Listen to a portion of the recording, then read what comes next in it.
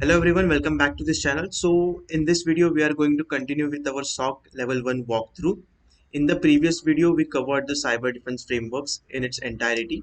In this video we are going to cover the cyber threat intelligence and we are going to cover all the sub modules inside it. Okay. In case you found the previous video helpful, please consider subscribing to the channel and like that video to just help us grow this channel.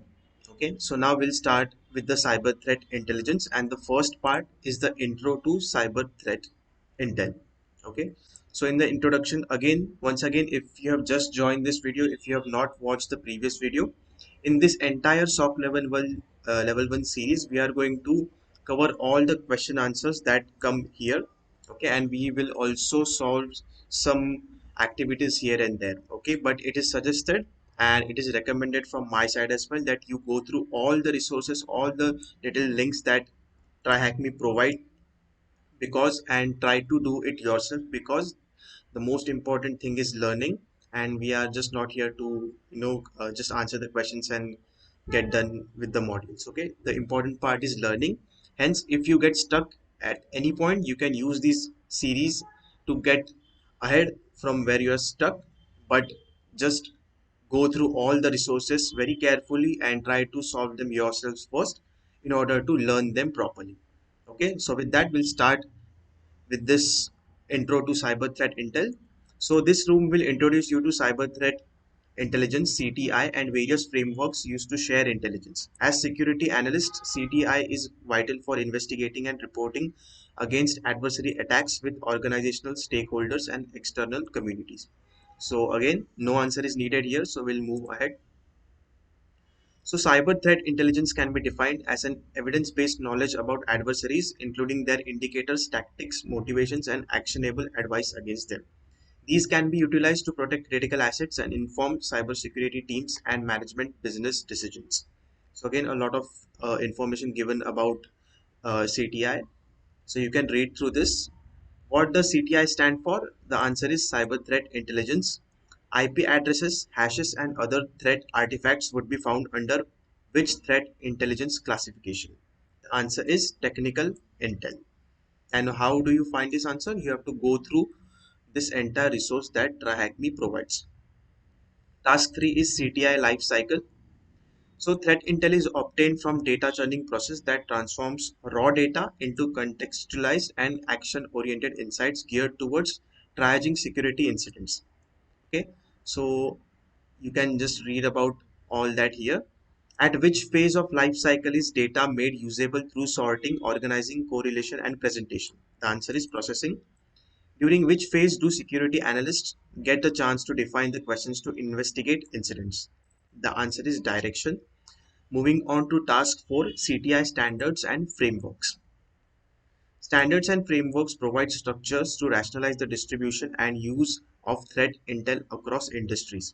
They allow they allow for the common terminology which helps the collaboration and communication. Hence, we briefly look at some essential standards and frameworks commonly used. So all of that is given here. You can just read through it very carefully. So the question here is, what sharing models are supported by taxi? So that is collection and channel. When an adversary has obtained access to a network and is extracting data, what phase of skill chain are they on? The answer is action on objectives. Then we have this practical analysis here. And for that, we are going to click on this view site button, which will open this site here. Okay, so there are some questions which are given here. What was the source email address? So here there is a use the information from the SIM dashboard to answer all the questions on the threat intel flowchart below. All right. So this is the flowchart. So we can check all the information is given here. Threat actor extraction IP address. So what is the threat actor's extraction IP address? It is 91.185.23.222. Let's check the answer. The answer is correct. Threat actor email address. What is the threat actor's email address? That is given here, vipvillain at badbank.com. So that is the answer. All right. What is the malware tool that is used? So this should be the answer. Let's still check it. Yeah. What software tool was used in the extraction? This is the answer, right?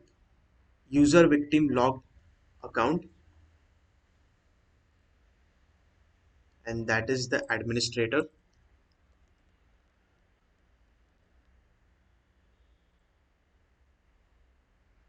And the last one is victim email recipient. Who was the targeted victim? That was John Doe.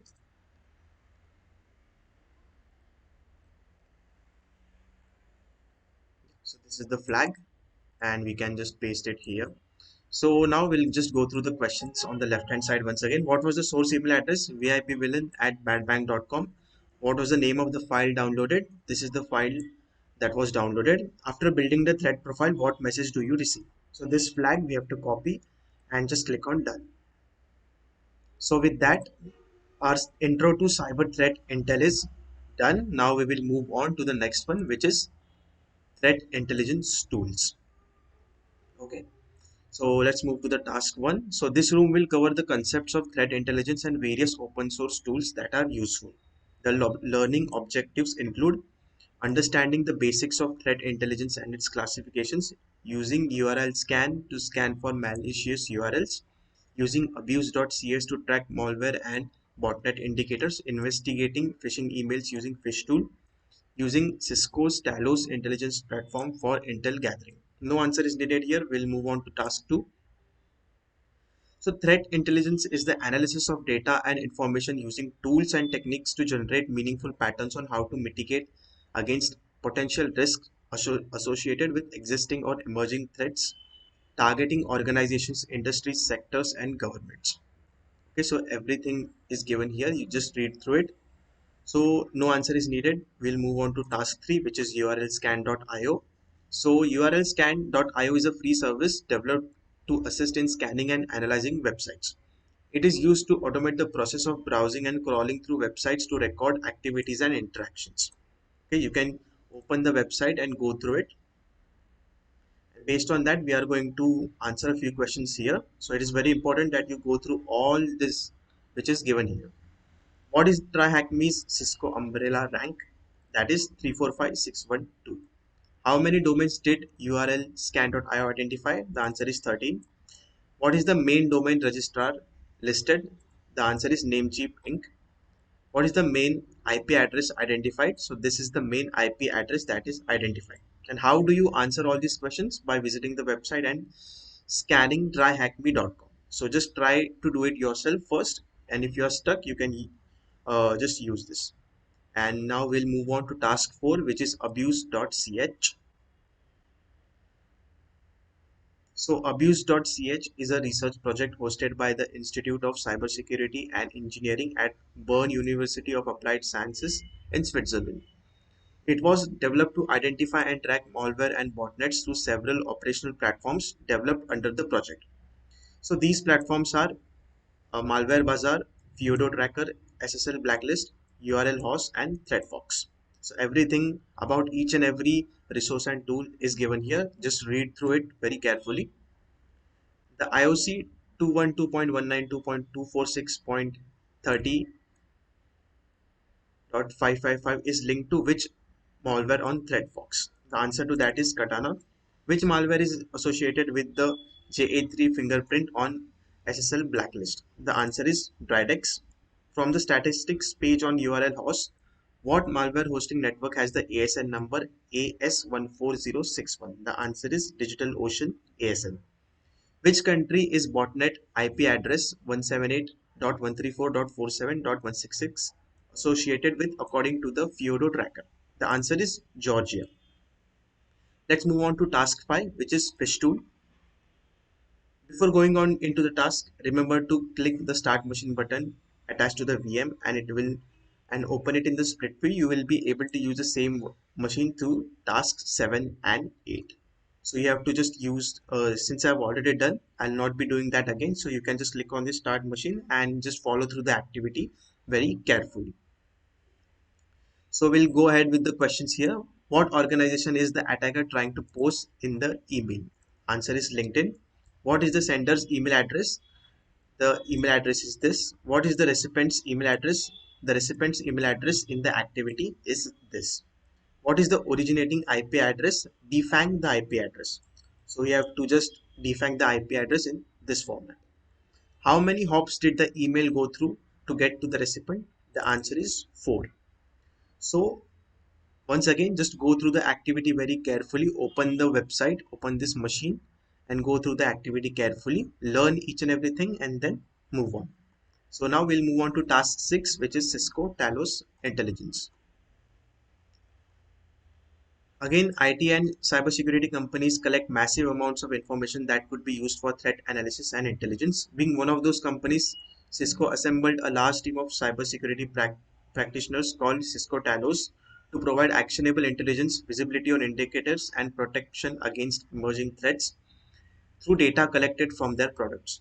The solution is accessible as Talos Intelligence. So there are 6 key teams: threat intelligence and interdiction, detection research, engineering and development, vulnerability research and discovery, communities and global outreach.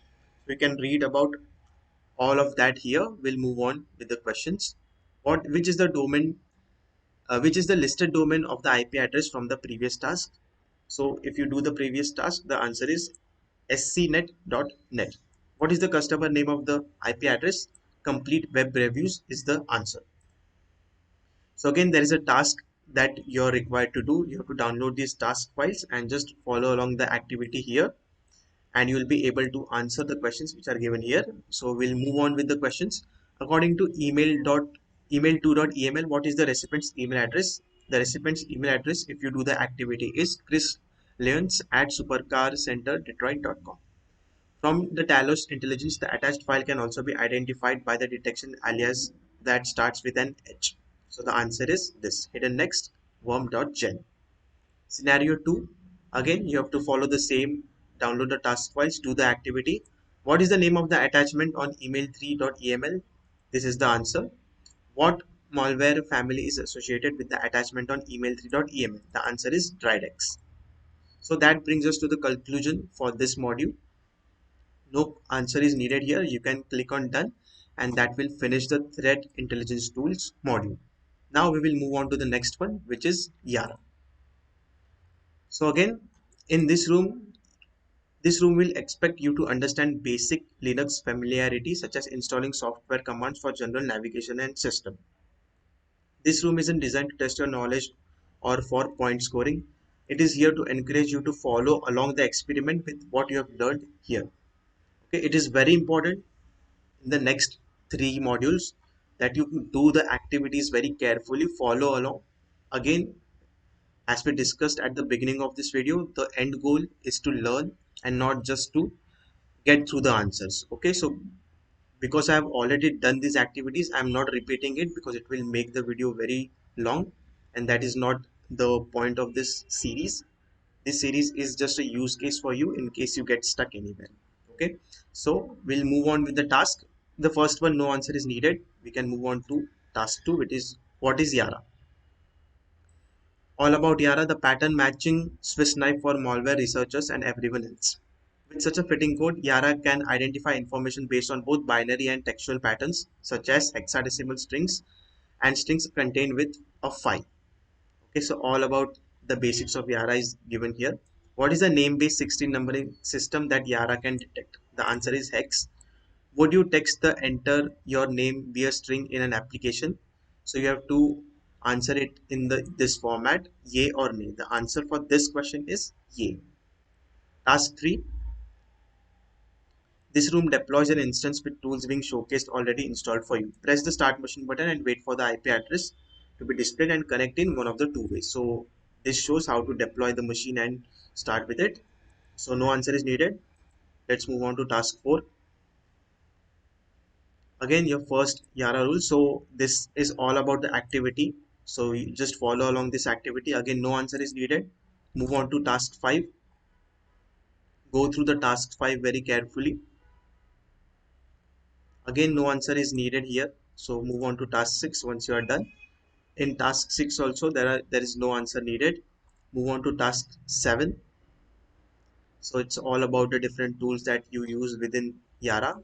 Again, no answer is needed. Move on to the task 8. So when you come, so task 1 to 7, it's basically deploying and understanding all the tools and working out through those tools. Okay. So once you come to task 8, so now you have to give some answers basis on all the activity that you've been doing. Okay. So scan file 1. Does Loki detect this file as suspicious, malicious, or benign? The answer is suspicious. What Yara rule did it match on? The answer is web shell underscore metalsoft. What does Loki classify this file as? Web shell. Based on the output, what string within the Yara rule did it matched on? The answer is str1. What is the name and the version of this hack tool? This is the answer. Inspect the actual Yara file that flagged file 1. Within this rule, how many strings are there to flag this file? The answer is 1. Scan file 2. Does Loki detect this file as suspicious, malicious, or benign? The answer is benign. Inspect file 2. What is the name and version of this web shell? The answer is this. With that, we'll move on to task 9. Again, go through the entire activity very carefully and then answer the questions. From within the root of the suspicious file directory, what command would you run to test Yara and your Yara file against file 2? The answer is this. Did Yara rule flag file 2? Answer is yay. Copy the Yara rule you have created into the Loki signatures directory. So for this one, you have to do this inside the activity on the machine. So here no answer is needed. Test the Yara rule with Loki. Does it flag file 2? Answer is yay. What is the name of the variable for the string that it matched on? The answer is Zepto. Inspect the Yara rule. How many strings were generated? The answer is 20. One of the conditions to match on the Yara rule specifies the file size. The file size has to be less than what amount? The answer is 700 KB. So with that, the task 9 is done. Let's move on to task 10. Enter the SHA256 hash file for file 1 into Valhalla. In this file attributed to an APT group, the answer is yay. Do the same for file 2. What is the name of the first Yara rule to detect file 2? This is the answer. Examine the information for the file or file 2 from the virus total. The Yara signature match is from what scanner? The answer is Thor APT scanner. Enter the SHA256 hash for file 2 into virus total. Virus total is a tool that we checked in the previous video. In case you are not aware, just go through that video and learn and just explore the virus total. It is a very fun and very informative tool to learn. The answer to this question is name. Besides .php, what other extension is recorded for this file? Exe. What JavaScript library is used by file 2? The answer is Zepto. Is this Yara rule in default Yara file Loki uses to detect these type of hack tools? The answer is nay. And with that, we reach the conclusion of this rule. So once we are done, we'll move on to the next one, which is the OpenCTI. Again, we'll go through the OpenCTI room overview. This room will cover the concepts and usage of OpenCTI and open source threat intelligence platform. This room will help you to understand and answer the following question. What is OpenCTI and how it is used? How would I navigate through the platform? What functionalities will be important during a security threat analysis? Again, go through the resources very carefully. So we'll move on with task 2, which is the introduction to OpenCTI. Cyber threat intelligence is typically a managerial mystery to handle, with organizations battling with how to input, digest, analyze, and present the threat data in a way that it will make sense. From the rooms that we have linked on the overview, it is clear that there are numerous platforms that have been developed to tackle the juggernaut that is threat intelligence. OpenCTI is another open source platform designed to provide organizations with the means to manage CTI through storage, analysis, visualization, and presentation of threat campaigns, malware, and IOCs. So go through everything here. No answer is needed. We'll move on to task 3. Again, in task 3 also, just go through all the information that is given. It just describes the OpenCTI data model. No answer is needed. Move on to the task 4. So in task 4 again, Just read through all the resources and then answer the questions. What is the name of the group that uses 4H rat malware? The answer is Putter Panda. What kill chain execution phase is linked to the command line interface attack pattern? The answer is execution ICS. Within the activities category, which tab would house the indicators? The answer is observations. Task 5 is general tabs navigation. The day-to-day uses of OpenCTI would involve navigating through different entities within the platform to understand and utilize the information for any threat analysis. Just go through that here. What intrusion sets are associated with the Cobalt Strike malware and with a good confidence level? So the answer is copy kittens and Fin7. Who is the author of this entity? The answer is the MITRE Corporation. Task 6. So as a SOC analyst, you have been tasked with investigations on malware and APT groups rampaging around the world. Your assignment is to look on the Caddy Viper malware and the APT37 group. Gather information from OpenCTI to answer the question. So to use this, you have to open the OpenCTI platform and answer the questions given here. What is the earliest date recorded related to Caddy Viper? The answer is 2022 March 15th. Which attack technique is used by the malware for execution? The answer is native API. How many malware relations are linked to this attack technique? The answer is 113.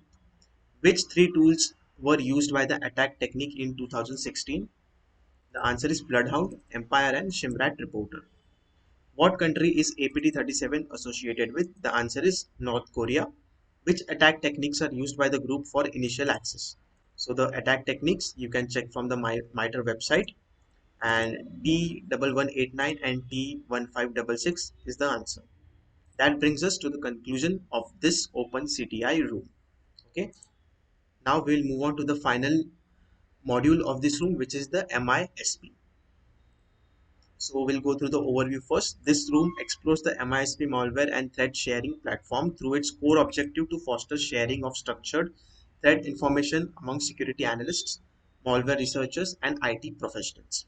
So just go through this basics, no answer needed. We'll move on to task 2.